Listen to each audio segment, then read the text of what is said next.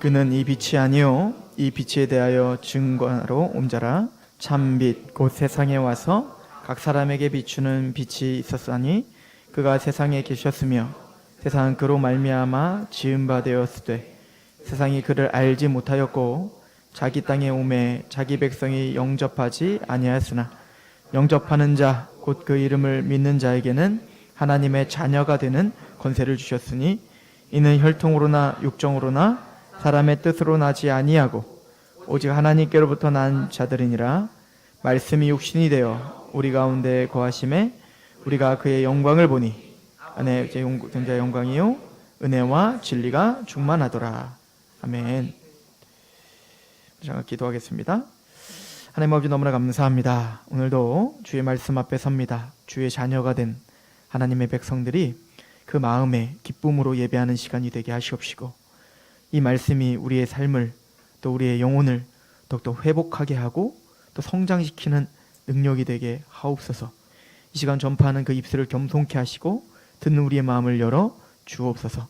성령님의 조명하심이 이 시간 가득하게 하옵소서. 예수님의 이름으로 감사하며 기도합니다. 아멘.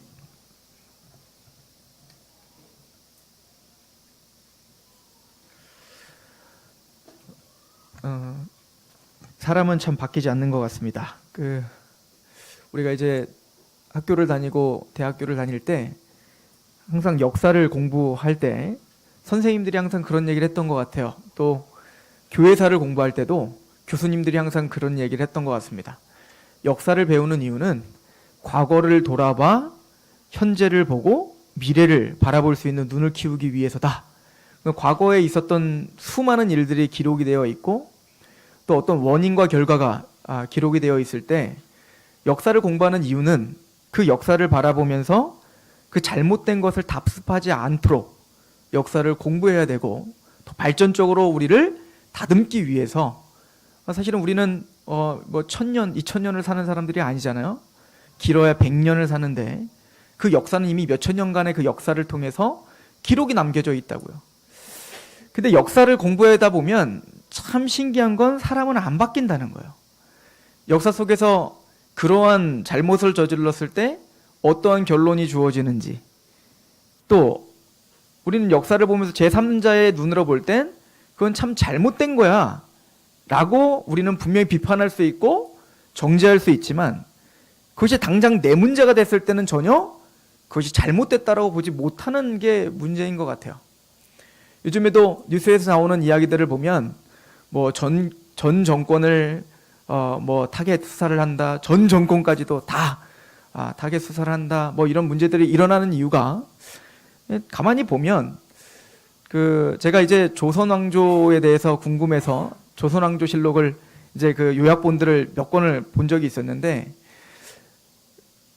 바뀐 게 없다는 생각을 했어요. 소론과 노론이 싸우고 야당과 여당이 싸우고 또 자신의 이득을 위해서 권력을 잡은 자는 그 권력을 이용하여 자신의 어떤 이기적인 것을 충족하기 위해서 수단과 방법을 가리지 않는, 그죠?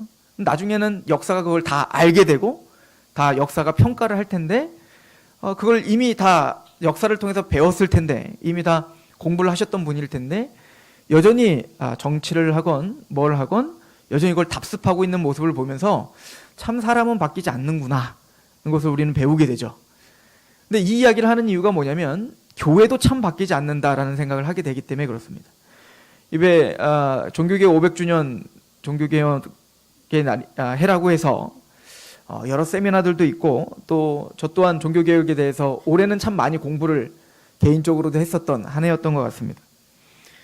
근데 참 답답한 것은 오늘날 한국교회에 일어나는 여러 크고 작은 문제들, 그게 무슨 돈 문제랄지 또 그게 어떤 성직자들의 어떤 성적 타락의 문제랄지 또 교회의 행정적인 권위, 잘못된 권위를 휘둘름으로 지금 교회가 뭔가 혼란스러운 거랄지 이런 문제들이 오늘날 우리에게만 주어진 문제들이 아니라 이미 교회의 역사, 우리 교회의 역사가 이미 2000년 아니에요? 2000년의 교회의 역사 속에서 이미 다 드러났던 문제고 또 이단 정죄를 이미 했던 문제고 이미 정리됐던 문제란 말이에요. 그것을 위해서 믿음의 선조들이 피를 흘리며 싸웠던 문제들인데 그 교회사를 공부하고 오늘날 교회를 또 보면 참 변하지 않는다, 이 생각을 하게 됩니다. 이게 단순히 교회만의 문제입니까? 우리 신앙의 문제가 그렇지 않아요? 우리가 출애굽기를 바라봅니다.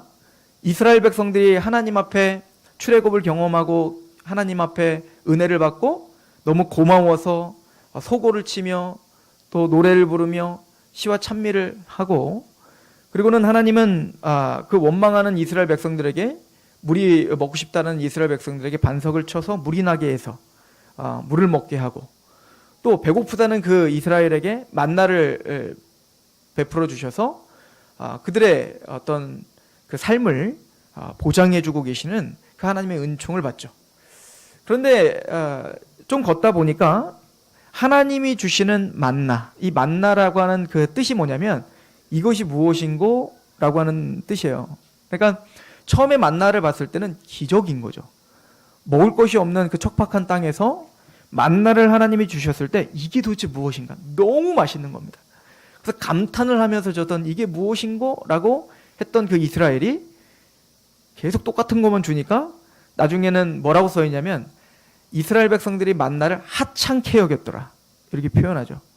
우린 그걸 보면서 이해가 가지 않는 거예요. 아니 어떻게 그렇게 하나님의 은총 가운데 살면서 하나님의 은총을 하찮게 여기고 있지?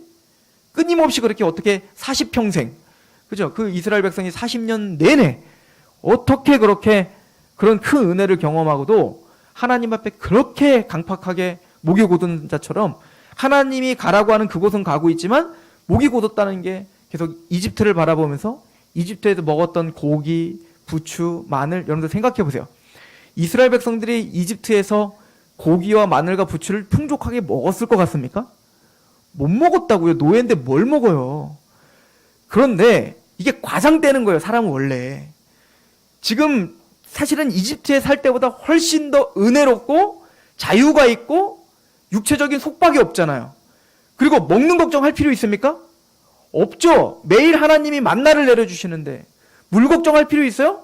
없죠. 매일 물을 하나님께서 반석에서 콜콜 나오는 물을 먹게 하시는데, 단지 과거와 생각해 볼 때 이게 은혜인데 지금 이 이스라엘 백성들이 짜증이 난 이유는 그게 너무 발전이 없어 보이니까 문제인 거예요, 이 사람들은. 그런데 그러다 보니까 과거를 생각할 때 그 과거를 자꾸 미화시켜요. 이게 우리의 주특기입니다. 우리 인간들의 은사가 여기 있죠. 과거에 분명히 힘들었거든요. 너무 힘들어서 지금이 좀 더 나아졌는데 과거를 그때가 좋았어. 우린 자꾸 거기에 살고 있다고요. 그때는 그래도 어려워도 그래도 어려운 대로 가시면 아마 지금이 좋았어 라고 말할 거라고요. 그 이스라엘 백성들은 과거를 생각할 때 미화시킨다고요. 거기서 먹었던 고기와 부추와 마늘과 몇 번이나 먹었겠냐고요. 그런데 그것이 부각되는 거예요. 왜? 지금이 싫은 거예요, 그냥. 하나님이 지금 나를 인도하고 있는 그 상황이 너무 싫어서 그냥 과거가 그냥 그리운 것 뿐인 거예요. 그죠? 근데 우리는 그 이스라엘의 그 답답한 모습을 보면서도 우리는 현실 속에 우리에게 적용할 때 우리 또한 그렇게 살고 있는 거예요. 하나님이 그런 이스라엘에게 어떻게 행하셨는지를 분명히 보면서도 우리는 오늘날 그 말씀을 우리에게 적용할 힘이 없는 겁니다. 이게 이상한 게 아니라 이게 인간인 겁니다.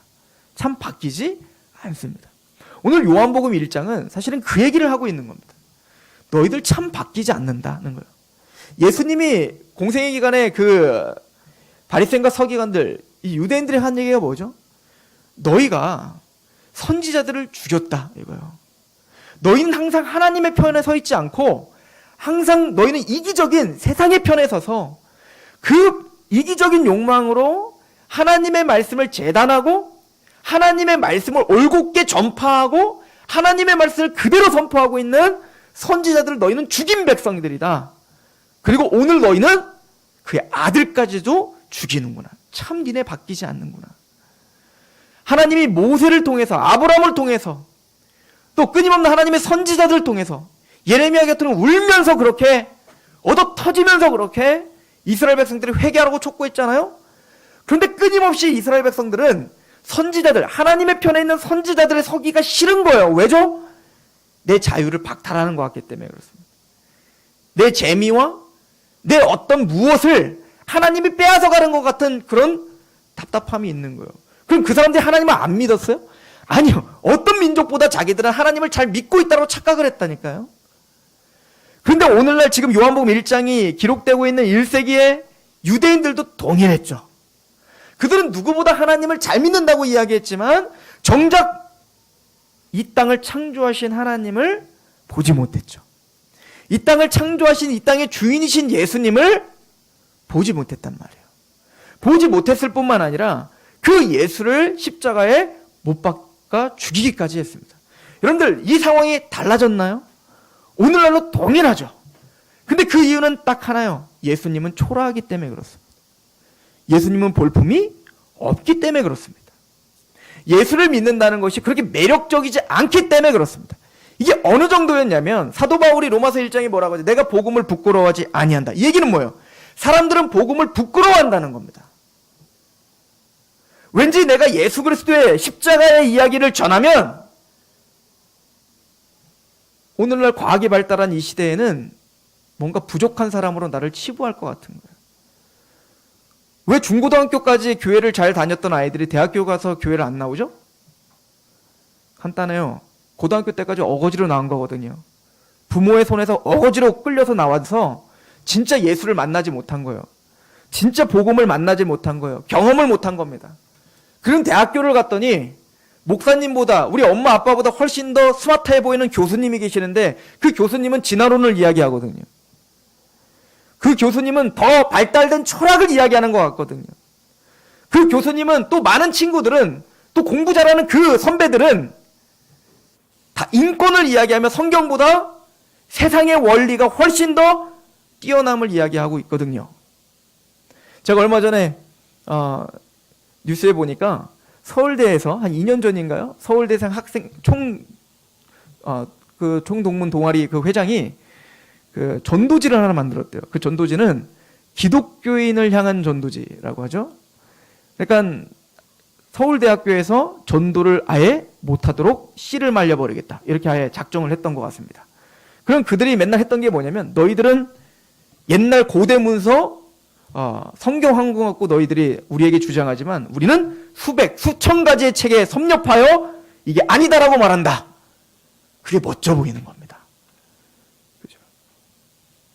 근데 그것은 그들이 뭔가 다르고 구별되고 유능한 게 아니라 변하지 않는 겁니다. 사람들은 그렇게 변하지 않는 거예요. 예수님이 이 땅에 창조주이신 그 왕이신 예수님이 이 땅에 오셨는데 그 예수님을 알아보지 못하더라. 이게 오늘 말씀인 거죠. 그러니까 오늘 말은 쉽게 얘기해서 줄 잘 서라 이 얘기인 거예요. 너희들 어디 줄에 설래? 이 땅을 살아가면서 너희들 어디 줄에 서 있을래? 너희들이 그렇게 말하고 있는 넓은 길, 그 넓은 길에 서 있고 싶니? 많은 사람들이 말하고 있는 그 길, 예수 그리스도는 아무것도 아니라는 거, 예수님은 그냥 하나님도 아니고 그는 스스로를 하나님이라고 말하고 있는 미치광일 뿐이라고 말하고 있는 그 넓은 길, 수많은 사람들이 주장하는 또 그렇게 잘났다라고 말하고 있는 과학이라고 하는 것, 사실은 과학이라는 것도 우리가 그걸 무시할 수 없죠. 그것 때문에 우리는 혜택을 보고 너무 잘 살고 있으니까요. 그러니까 그런 과학이라는 것도 사실 하나님이 창조된 보여지고 만져지는 것을 연구해서 그것도 완벽하게 이해한 게 아니라 과학은 항상 발전하면 발전할수록 예전에 이것이 진리입니다 라고 하는 게 금방이라도 무너지는 거예요. 이 무너지는 속도가 더 빨라지죠. 지금은 정설이라고 말하지만 10년이 가면 그게 정설이 아니라는 게 밝혀지는 게 과학인 거란 말이야. 우리는 그런 어떤 세상적인 가치관과 그 세상적인 어떤 주장하는 것에 압도당하여 우리는 예수를 포기할 때가 참 많이 있습니다. 우린 교회 안에서 복음을 부끄러워하지 않습니다 라고 말하지만 우리가 얼마나 많이 믿지 않는 사람들 앞에서 복음을 부끄러워하며 삽니까? 우린 밥 먹을 때 사람들 앞에서 기도하는 것조차 부끄러워하는 사람들도 있잖아요. 우린 공공실 크리스찬들이 많잖아요. 그죠? 크리스찬인 걸 가리고 사는 거예요. 사도 바울은 복음을 부끄러워하지 내가 않는다. 이 얘기는 충분히 부끄러울 수 있는 이유가 있는 겁니다. 세상 사람들은 또 교회 안에서도 복음을 부끄러워한다는 거예요. 그런데 요한복음은 그 얘기하는 겁니다. 너희들 어디 줄에 설래? 제가 요즘에 그 뉴스를 보면서 깨닫는 게 하나 있어요. 아무리 잘 나가고 아무리 어떤 권세를 휘둘러도 끝을 봐야 된다. 결말이 어떤가에 따라서 그 사람의 인생이 평가될 것이다 라는 생각을 합니다. 그럼 진짜 끝은 어디예요? 다 죽습니다. 그리고 다 죽고 분명히 하나님 앞에 서게 될 겁니다. 그리고는 우리에게 말씀하시는 거예요. 너는 어느 왕 앞에 설래? 어느 왕 앞에? 중간지대는 없다라고 성경가에서 가르쳐주는 거죠. 네가 사울 왕국에 서던가 아니면 다윗 왕국에 서던가. 다윗은 기름 부음 받은 자로서 하나님께 기름 부음을 받았지만 여전히 사울 왕국이 훨씬 더 힘이 세요. 그래서 다윗은 반항하라 하지 못하고 계속 도망자가 될 수밖에 없습니다. 어느 정도였냐면 이 다윗은 도망하다가 이제는 블레셋까지 가지 않습니까? 나중엔 그래도 나를 좀 보호해줄 수 있는 사람이라고 생각했던 사람에게까지 가요. 그러나 거품을 물고 미친 척을 해서 살아나올 수밖에 없는 비참한 상황까지 갑니다. 우리는 스토리를 너무 잘 아니까 그래도 난 다윗의 편에 설 거야 라고 말하겠지만 사실은 그 당시의 현실은 그렇게 들어설 수가 없는 거예요. 사울이 그 왕권을 영원히 갖고 있을 거라고 생각했다고요. 그래서 많은 사람들은 다윗을 배신했습니다. 다윗에게 온 사람들은 아둘람 공동체에 빚진 자고 원통한 자, 갈 데가 없는 자들만 다윗에게 왔습니다. 그러나 다윗 왕국은 사울 왕국을 무너뜨렸고 마침내 다윗 왕국이 세워졌을 때 그 빚진 자요, 원통한 자요, 그 비참한 함께 아둘람 굴에서 함께 고생하고 고난을 다윗과 함께 경험했던 그래서 다윗의 꿈, 다윗의 그 나라를 함께 꿈꿨던 그 사람들이 개국공신이 되어 나중에 그 다윗과 한 용사들의 이름에 농명이 되죠. 지금 그 얘기하는 겁니다. 예수님은 창조주야. 예수님은 모든 만물을 지으셨고 마침내 이 모든 나라를 다스리실 왕이야. 어느 편에 설래? 이 땅에 살면서 아둘람 굴에서 그 다윗과 함께 고난을 당할래? 아니면 세상이 말하는 넓은 길에 가서 사울 왕이 주는 녹을 먹으며 사울 왕이 주는 그런 휘황찬란한 어떤 약속들을 들으며 거기에 쾌감을 느끼며 살다가 마침내 다윗 왕국이 완성됐을 때 죽임을 당할래? 지금 그 얘기하는 겁니다. 오늘 말씀을 보십시오. 요한복음 1장 8절에 그는 이 빛이 아니요 이 빛에 대하여 증언하러 온지라 참빛 곧 세상에 와서 각 사람에게 비추는 빛이 있었나니 그가 세상에 계셨으며 세상은 그로 말미암아 지은 바 되었으되 세상이 그를 알지 못하였다. 예수님은 창조자인데 그러니까 이 땅의 주인이 예수님인데 이 땅의 주인이 이 땅에 오셨다고요. 그런데 그 주인을 알아보지 못하고 그 예수를 죽인단 말입니다. 11절에 자기 땅에 오매 자기 백성이 영접하지 아니하였다 라고 이야기를 하죠. 그런데 12절에 말합니다. 영접하는 자, 곧 그 이름을 믿는 자에게는 하나님의 자녀가 되는 권세를 주셨다. 많은 사람들은 예수를 못 박아라, 십자가에 못 박아라 라고 외쳤지만 그 가운데에 영접하는 자, 곧 그 이름을 믿는 자들이 있더라 하는 것입니다. 어떻게 이들은 그 예수를 영접하게 됐습니까? 어떻게 여러분들은 이 자리에 앉으셔서 예수를 영접하고 그 예수가 왕이라고 믿으며 그 좁은 길을 걷고 계시는 거죠? 오늘 요한복음 1장 14절은 이렇게 이야기합니다. 13절 14절은 우리 같이 한번 읽어볼까요? 시작. 이는 혈통으로나 육정으로나 사람의 뜻으로 나지 아니하고 오직 하나님께로부터 난 자들이니라. 말씀이 육신이 되어 우리 가운데 거하심에 우리가 그의 영광을 보니 아버지의 독생자의 영광이요 은혜와 진리가 충만하더라. 이는 혈통으로나 육정으로 나지 않았다. 사람의 뜻으로 나지 않았다. 그럼 반대로 뭐죠? 이거는 우리 인간의 어떤 노력과 인간의 어떤 실력으로 우리가 여기 앉아있지 않았다는 거예요. 사람의 뜻으로 난 것이 아니라 아버지의 뜻, 하나님의 뜻으로 여러분들은 부름받고 이 자리에 있다라고 이야기를 하고 있는 거죠. 우리 요한복음 6장을 잠깐 가보시겠습니까? 그래서 요한은 예수님의 말씀을 이렇게 이야기합니다. 요한복음 6장은 바로 오병이어 기적을 통해서 예수님이 우리에게 주시려고 하는 떡은 육체적인 떡, 잘 먹고 잘 살게 하는 그 복을 주시러 오신 게 아니에요. 물론 예수님은 우리의 아버지시기 때문에, 하나님 우리 아버지시기 때문에 우리의 삶을 보호하시고 우리의 필요를 채워주십니다. 그러나 궁극적으로 우리에게 진짜 주시고자 하는 건 영원한 생명이에요.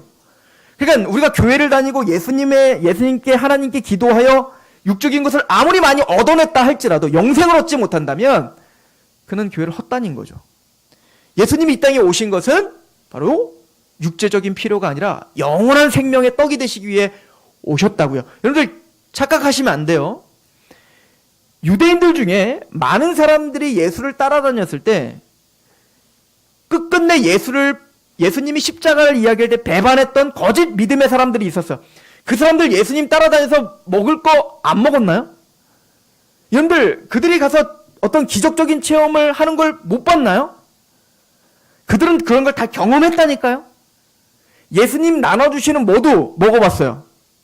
오병이어도 먹어봤다니까요. 그게 그들에게 구원입니까? 그렇지 않습니다. 마찬가지로 우리가 교회를 나와 하나님께 기도하여 하나님으로 인해서 우리의 육체적인 덕을 볼 수 있어요. 그런 걸 자랑할 수 있습니다. 그러나 그것이 구원은 아니라는 사실을 분명히 아셔야 되는 거예요. 예수님은 그렇게 예수님을 따라다닌다고 하는 사람들에게 다시 한번 말하죠. 내가 생명의 떡이다. 나를 먹어야 된다. 많은 사람들은 그 어렵다 하여 도망가고 떠났단 말입니다. 그죠? 그리고는 예수님께서 제자인 베드로에게 말하죠. 너희도 날 떠날 거야? 그때 베드로 뭐라고 했죠? 생명의 말씀이 여기 있는데 내가 어딜 가겠습니까? 그들이 제자죠. 그럼 무리와 제자를 나누는 거예요. 자, 그렇게 얘기하시고 예수님은 이렇게 말씀하시는 겁니다. 너희들은 그럼 어떻게 여기에 있는 거냐? 쟤네들은 지금 떡과 먹을 것과 이 땅의 것을 추구하면서 나를 그렇게 이용하려고 쫓아왔다가 내가 진짜 이 땅에 온 목적인 십자가를 얘기했더니 다 떠나는데 너희들은 어떻게 내가 생명의 말씀이 여기 있는 줄 알고 여기 있는 거지 너희들은? 너희들 참 대단하다. 너희들은 도대체 뭘 보고 야 쟤네보다 너희가 훨씬 영적으로 깨어있는 사람들이구나 이렇게 말씀하시지 않아요. 너희들이 여기 앉아있는 이유는 이거야 라고 하면서 요한복음은 이렇게 말하죠. 요한복음 6장 우리 44절을 봅시다.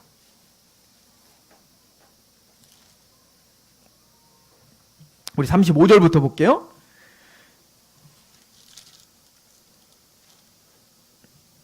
예수께서 이르시되 나는 생명의 떡이니 내게 오는 자는 결코 줄이지 아니할 터이요 나를 믿는 자는 영원히 목마르지 아니하리라.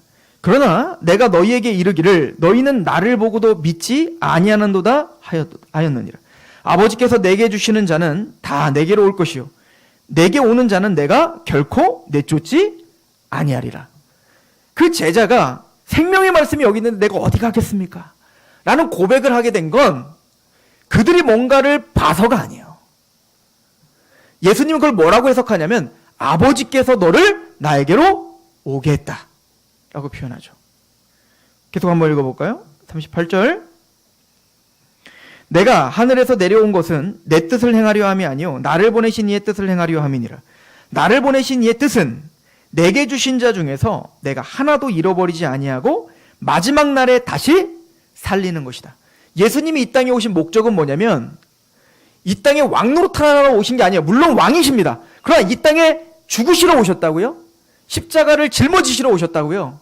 그래서 아버지께서 보내주신 자 아무나 예수님께 올 수 없어요. 하나님이 보내주신 자가 있는데 그 하나님이 택하셔서 그를 보내주신 자를 구원시킬 뿐만 아니라 그를 마침내 끝까지 내가 책임져주고 마침내 구원의 완성까지 내가 이루기 위하여 이 땅에 왔다라고 이야기를 한다고요. 그래서 말합니다. 나를 보내신 이의 뜻은 내게 주신 자 중에서 내가 하나도 잃어버리지 않고 예수님에게 온 자, 하나님이 보내주셔서 예수님께 온 자는 한 영혼도 잃어버리지 않습니다. 이걸 장로교 교리에는 견인이라고 하는 거예요. 구원받은 예수 그리스도를 정말 믿은 하나님의 백성들은 구원에서 떨어질 수 없다. 왜일까요? 우리의 실력이 좋아서? 전혀 아니에요. 감리교를 만들었던 존 웨슬리는 칭의를 두 가지 칭의로 나눠요. 첫 번째 칭의는 예수님을 믿음으로 받는 칭의가 있다라고 말합니다. 그런데 그 칭의는 불완전한 거라고 이야기합니다. 두 번째 칭의가 있어요. 온전한 칭의가 있는데 그거는 심판 때 받는 칭의라는 거예요. 그래서 첫 번째 칭의는 예수님을 믿음으로 받는다는 거예요. 그런데 두 번째 칭의는 행함으로 받는 칭의라는 겁니다. 그럼 우리가 이렇게 물어보죠. 야, 그러면 행함으로 구원받는 거야? 아니야. 행함으로 구원받는 건 아닌데 예수님을 믿으면 성령님이 오셔서 그렇게 행할 수밖에 없게 만들어주셔. 그래서 마지막 심판 때에는 성령님을 통해서 그 사랑으로 역사한 그 행위를 달아보심으로 이게 진짜 믿음인지 아닌지를 달아보셔서 그 행위가 어느 정도 되면 구원을 받는 거야. 의롭다움을 받는 거야. 그런데 만약에 구원을 받았다고 해놓고 행함이 어느 정도 없으면, 어느 정도의 행함이 없으면 구원에서 떨어지는 거야. 이게 정식 교리예요. 그럼 우리는 이렇게 물어봐야 되는 거예요. 어느 정도 행해야 되는데? 그럼 어느 정도를 행해야 구원을 받는 건데? 이게 궁금한 거 아니에요? 이거 중요한 거 아니겠어요? 여러분들, 여기서 여러분들이 예수님을 믿었어. 예수님을 믿으면 끝이 아니라 여러분들이 그 예수님을 믿은 감격과 감사와 사랑으로 뭔가 행하는 열매가 나타나야 되는 건 맞아요, 성경에서. 그런데 그럼 그 열매가 어느 정도 나타나야 여러분들이 구원을 받을 수 있을까요?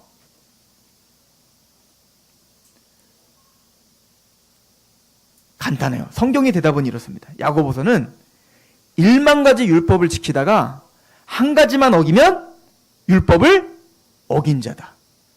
100% 다 지켜야 됩니다. 성경대로 하면. 그 얘기는 뭐죠? 그렇게 구원받을 사람이 없다는 거예요. 오늘 예수님은 그걸 전면으로 지금 반박하고 계시는 겁니다. 예수님이 뭐라고요? 내가 할 일은 여러분들에게 믿음을 주셔서 여러분들에게 구원을 주실 뿐만 아니라 여러분들이 마지막 날 부활할 때까지 누가? 예수님께서 우리를 보호하시고 마침내 한 영혼도 잃어버리지 않고 구원을 받았다가 떨어지는 일은 있어요? 없어요? 없는 거야. 예수님이 여러분들을 정말 구원했고 하나님이 정말 예수님에게 여러분들을 보내주셨다면 한 영혼도 떨어지지 않고 마지막 날 다 살리는 거. 이게 예수님이 이 땅에 오신 목적입니다. 이렇게 말씀하시는 거예요. 그리고 말하죠. 우리 44절입니다. 나를 보내신 아버지께서 이끌지 아니하시면 아무도 내게로 올 수 없으니 오는 그를 내가 마지막 날에 다시 살리리라. 선지자의 글에 그들이 다 하나님의 가르치심으로 받으리라 기록되었은즉 아버지께 듣고 배운 사람마다 내게로 오느니라. 여러분들이 정말 예수 그리스도의 십자가가 정말 믿어지셨습니까? 그럼 이것은 예수님의 해설로 보면 여러분들은 우연히 여기 온 게 아니라 아버지께서 보내주신 겁니다. 하나님께서 여러분들을 인도하신 거예요. 아버지께서 여러분들의 마음을 여신 거예요. 그래서 이걸 사도행전에 사도 바울이 루디아에게 복음을 전할 때 이렇게 써있죠. 루디아에게 복음을 전했는데 수많은 유대 여자들이 있었다고요. 빌립보 성에 갔을 때. 근데 사도 바울이 복음을 전했더니 주께서 루디아의 마음을 열어 바울의 말씀을 청종케 하신지라. 수많은 사람이 있었는데 그 중에 루디아가 그 마음이 열려 바울의 말이 믿어지고 그래서 빌립보 교회가 시작된단 말이에요. 여러분 그 수많은 사람과 그 루디아가 뭐가 다른 걸까요? 루디아가 조금 더 똑똑했나요? 루디아가 조금 더 착했나요? 성경은 전혀 그런 얘기를 하지 않아요. 요한복음의 이 예수님의 해설로 보면 하나님께서 루디아를 주님께로 데리고 오신 거예요. 그래서 요한복음 1장 다시 한번 보세요. 오늘 본문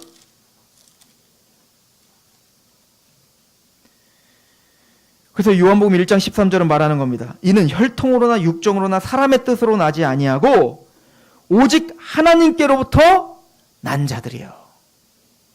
그래서 우린 뭐가 됐죠? 14절 우리 12절 다시 한번 읽어봅시다. 시작. 영접하는 자 곧 그 이름을 믿는 자에게는 하나님의 자녀가 되는 권세를 주셨으니. 영접하는 자 곧 그 이름을 믿는 자에게는 그래서 우리는 하나님의 자녀가 되는 권세가 주어졌습니다. 이 권세에 대한 건 여러 가지 말을 할 수 있어요. 그러나 저는 오늘 한 가지에 집중하려고 합니다. 저는 우리 아들을 사랑합니다. 얼마나 사랑하냐면 엄청 사랑합니다. 제가 디스크가 있어요. 그래서 우리 아시는 분은 아시겠지만 제가 막 2달 동안 아예 못 일어났던 적이 있잖아요.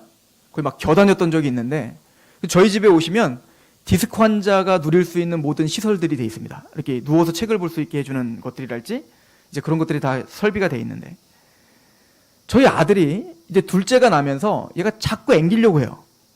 자꾸 안아달래요. 그럼 저희 아내는 자꾸 뜯어 말려요. 네 아빠 안으면 안 된다. 디스크 때문에 너 안 돼. 그럼 막 혼내요. 그럼 우리 아들이 시무룩해요. 그럼 아버지 된 저로서는 그걸 볼 수가 없는 거예요. 내가 내 허리가 부러져 못 걷는 한이 있더라도 얘를 안고 싶어요. 그러니까 안아야 되겠다니까요. 그래서 안아요. 안 내려와요. 그래도 안고 싶어요. 왜요? 얘가 뭘 잘해요, 저한테? 얘가 뭐 돈 벌어서 나한테 뭘 줍니까? 전혀 그렇지 않아요. 또한 저는 이 아이를 이런 아이가 태어날 것을 예정하고 이런 아이가 태어날 것을 내가 예측하고 이 아이를 사랑하지 않아요. 이 아이가 나중에 좋은 대학교 가서 좋은 직장 잡아서 내 노년에 나의 어떤 내 노년의 보장이야, 내 보험이야 라고 하면서 이 아이를 사랑하지 않는다고요. 물론 그런 마음도 약간 생기긴 하는 것 같아요. 그러니까 궁극적으로는 그렇지 않다고요. 우리는 그냥 사랑한다고요. 이 아이를 그냥 존재만으로 사랑해요. 왜죠? 그냥 내 자녀기 때문에 그런 거예요. 우리가 알 수 없어요. 이게 자녀의 권세인 겁니다. 하나님은 물론 우리에게 높은 꿈과 뜻을 갖고 계십니다. 여러분들, 제가 예전에 한번 우리 필독서로 원동력이라는 책을 읽게 한 적 기억나시죠? 강용우 박사님.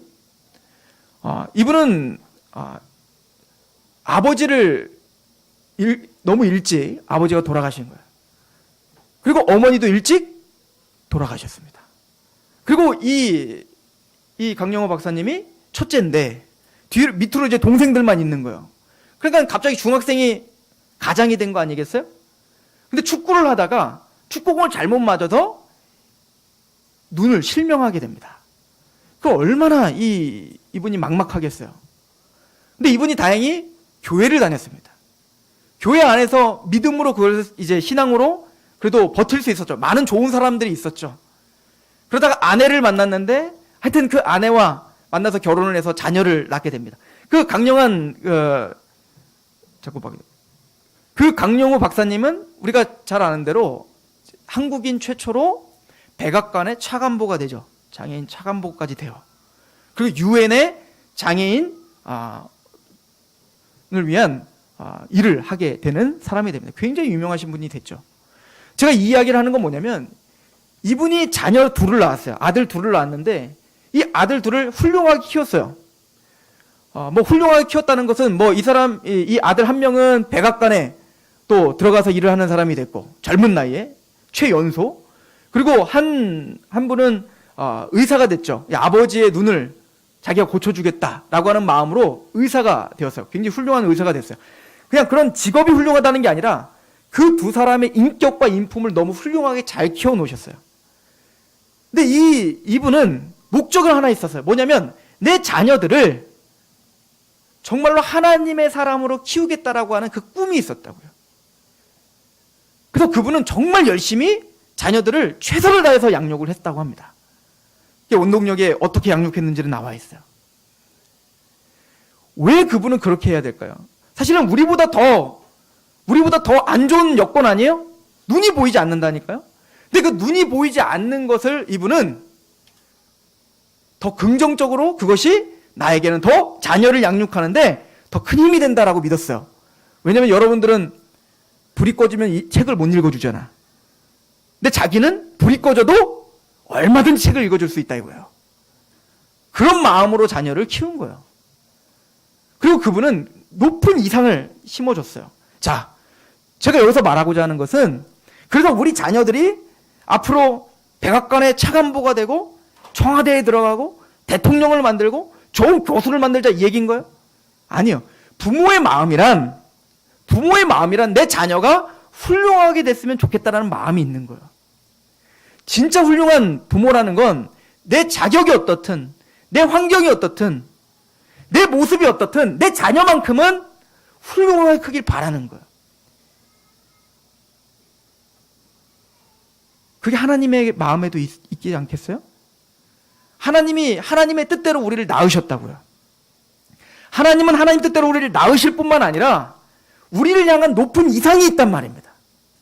하나님은 하나님의 백성들, 우리가 좋아서 여기 왔어요? 아니에요. 뒤를 돌아보면 하나님이 나를 여기까지 데려오신 거예요. 그러면 하나님이 여러분들을 여기까지 데려오실 때에는 하나님이 포기하지 않는 그 목적지가 있지 않겠냐고요. 예수님이 말씀하시죠. 아버지께서 나에게 보내신 자는 내가 결단코 그를 마지막 날에 다시 살리고야 말 거야.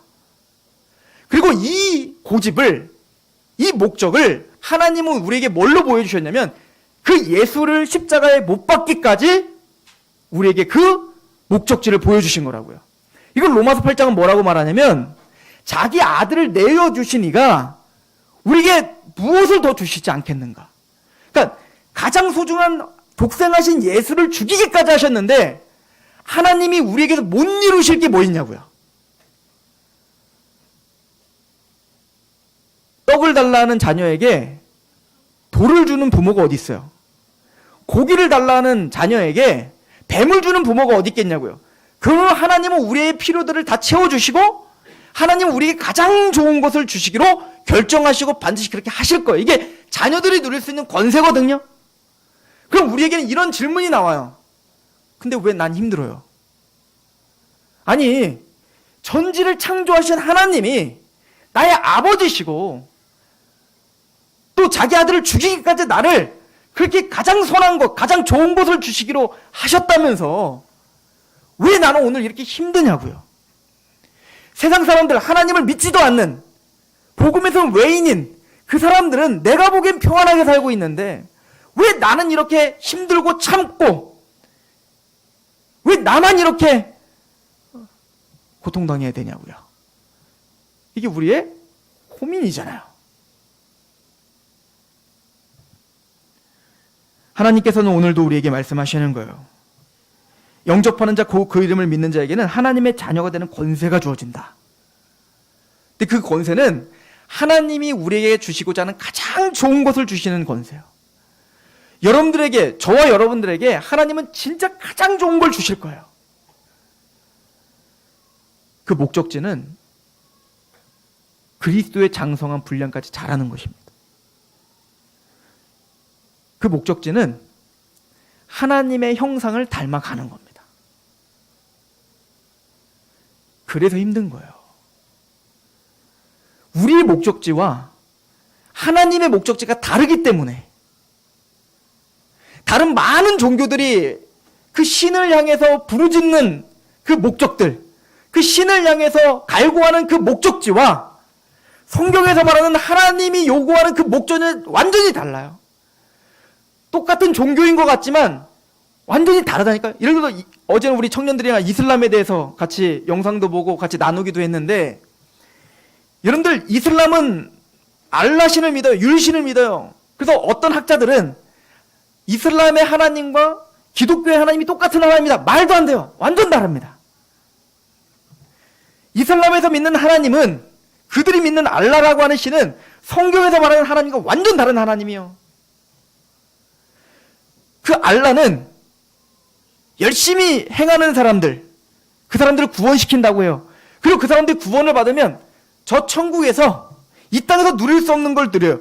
그래서 이 땅에서는 열심히 해서 행함과 죄가 있다면 이 의로운 행함이 죄보다 더 무게감이 있어야 구원받는 거야.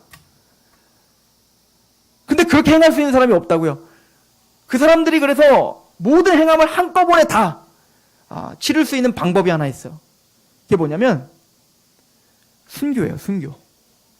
그러니까 자살폭탄 테러를 그렇게 담대하게 하는 거예요. 그 사람들이. 뭐 하기 위해서? 천국 가기 위해서 그렇게 하는 거예요. 자살폭탄 테러를 해서 순교하면 저 천국에 가서 7명의 여자들과 같이 살게 해준대요. 그들은 알라와 인격적인 관계를 별로 중요하게 여기지 않아요. 알라가 어떤 분인지 관심이 없어요. 꾸란을 읽어보세요. 그 알라가 어떤 성품이 계신지, 그 알라가 우리 인간을 어떻게 다스리고 계시는지, 그 알라가 어떻게 이 인간들을 인도하며 어떠한 목적지를 향해서 데리고 가시는지 그런 거 관심도 없다니까요. 그냥 열심히 해, 그럼 천국 가. 그럼 이 땅에서 누릴 수 없는 그 모든 영화와 모든 종기와 모든 부귀영화를 그 저 나라에서 다 누리게 해줄 거야. 근데 기독교는 그런 하나님이 아니에요. 물론 구원받은 하나님 백성들에게 우리가 느낄 수 있는 가장 극치의 기쁨과 영광을 하나님 나라에서 누리게 할 거예요. 그러나 그건 부수적인 겁니다. 기독교에서 말하는 하나님은 모세가 출애굽을 하여 가나안 땅을 가는데 이스라엘 백성들이 계속 하나님 원망하고 죄를 짓습니다. 하나님 말합니다. 야, 가나안 땅 그렇게 가고 싶어? 그럼 니들끼리 가. 내가 보내줄게. 니들이 어떤 잘못을 하고 뭐하고 내가 보내줄 테니까 가. 그럼 나는 가지 않을게. 나 빼고 니들끼리 가. 그때 모세가 뭐라고 하죠? 가나안 땅이 중요한 게 아니야. 가나안 땅이 젖과 꿀이 흐른다. 이게 중요한 게 아니라 주께서 가시지 않으시면 나도 가지 않을게요. 그게 얼마나 잘 먹고 잘 사는 것인지 모르겠는데 거기에 하나님이 없으면 하나님 나라가 아니에요. 이게 기독교라고요. 내가 하나님을 믿어 기도응답을 받아 내가 얼마나 큰 부자가 되고 얼마나 좋은 대학교 가고 이 땅에서 뭘 잘 먹고 잘 사는지 모르겠는데 내 심령 안에 하나님이 계시지 않으면 그건 지옥이라니까요. 이게 기독교인 거예요. 기독교는 하나님과 인격적인 관계를 중요하게 합니다. 그 하나님이 누구신지를 배우는 종교라고요. 도대체 나의 고난 속에서 하나님이 가장 좋은 것을 주시기 위해서 왜 나에게 이런 고난을 주시지를 생각하게 한다고요. 왜 내가 내 자녀에게 해달라는 걸 다 해줬으면 좋겠는데 왜 나는 아비로서 또 해줄 수 있는 돈도 있는데 왜 내가 얘가 1,000원 달라는데 왜 1,000원을 안 주지? 왜 우리 아버지는 1,000원도 안 달는데 왜 안 줘? 우리 아들은 제가 돈이 많은 줄 알아요. 아니 카드만 들고 가면 다 사주니까. 맞아요. 걔가 사달라는 건 솔직히 사줄 수 있겠죠. 우리가 왜 못 사주겠어요. 그런데 왜 우리가 다 사줄 수가 없죠? 사랑하니까 하는 거예요. 이런 걸 얘는 커가면서 알게 되겠죠. 왜 하나님 내 맘대로 되지 않죠? 그게 기독교인 거예요. 기독교는 기계적인 게 아니라 하나님 아버지와 자녀됨, 인격적인 관계 속에서 내 자녀가 단순히 좋은 장난감 갖고 있고 단순히 지가 먹고 싶은 불량식품을 다 먹게 해주는 게 그래서 그게 행복한 걸 행복이라고 말하지 않는 게 사랑이라는 거 우리는 너무 잘 알거든요. 하나님은 가장 좋은 걸 주시고 싶은 거예요. 내 자녀가 하고 싶은데 그걸 절제할 수 있는 실력이 있었으면 좋겠고 또 내 자녀가 내가 항상 보호해 줄 수가 없잖아요. 그러니까 내 자녀가 어떻게 해요? 학교에 가서도 당당하게 뭔가 어려움이 있으면 누구에게 맞았어. 근데 그거를 이겨낼 수 있는 좀 담대함이 있었으면 좋겠고 뭐 경찰 대동해서 가는 건 둘째 문제고 1차적으로는 내 자녀가 마음이 좀 다치지 않았으면 좋겠고 또 어떤 문제가 있을 때 그 문제에 그냥 울고 낙마하고 넘어져 있는 게 아니라 그냥 툭툭 털고 일어날 수 있는 좀 씩씩함이 있었으면 좋겠고 근데 그거는 하고 싶은 대로 다 해서 주어지는 선물이 아니라는 걸 너무 잘 알기 때문에 좋은 부모라면 절제시키고 때로는 고난도 허락하는 거예요. 하나님은 우리를 자녀 삼아 주셨습니다. 하나님은 가장 좋은 것을 우리에게 주실 겁니다. 그게 우리의 권세예요. 마침내 하나님은 마지막 날에 우리를 그 영광에 참여하게 하실 겁니다. 우리의 때로는 우리의 삶 속에서 내 마음대로 되지 않는 것으로 인해서 하나님과 우리의 자녀와 부모와의 관계에 그 자체를 부인하지 않기를 소망합니다. 하나님은 우리를 인도하시되 필요를 채워주시면서 하나님의 가장 선한 방법으로 또 순간의 기쁨이 아니라 정말 잔잔하지만 영원한 기쁨으로 우리를 인도하실 수 있는 충분한 지혜가 있으시고 또 능력이 있으신 줄 믿습니다. 힘내시기 바랍니다. 하나님은 여러분들을 지금도 여전히 자기 아들을 내어주시기까지 사랑하십니다. 기도하겠습니다.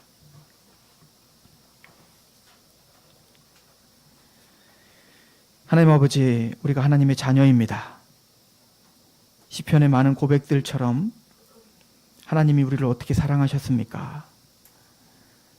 하나님, 나의 기도를 듣고 계십니까? 라고 우리가 탄식하며 하나님을 갈망하며 찾을 수밖에 없는 그런 우리 연약함을 주님은 너무나 잘 아십니다. 그럼에도 불구하고 하나님은 묵묵히 하나님의 일을 하고 계심을 고백합니다. 하나님께서 우리를 변화시켜 주시고 우리를 그리스도인답게 또 그리스도의 장성한 분량으로 자라기까지 하나님의 열심으로 우리를 인도하고 계시는 그 크신, 그 넓으신 그 하나님의 사랑을 우리가 매일 배워갈 수 있도록 주여 도와 주시옵소서. 오늘이라는 날에 하나님의 그 크신 넓은 사랑이 우리를 주장하고 계심을 믿고 확신하며 그 십자가의 사랑 앞에 굴복하는 그런 한 주간이 되게 하시옵소서. 예수님의 이름으로 감사하며 기도합니다.